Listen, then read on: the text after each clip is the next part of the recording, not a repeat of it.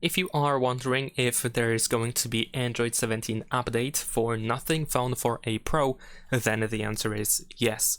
Right now, as I'm recording this video, there is no official date when we can expect Android 17 to be released. In fact, I don't think there is official release date for Android 17 in general.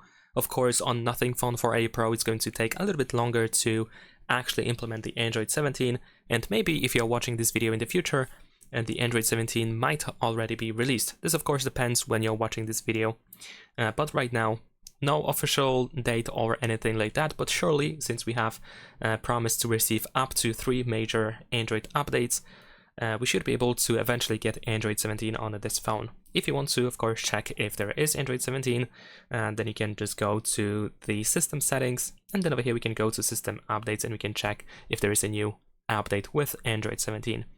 Leave a like and subscribe.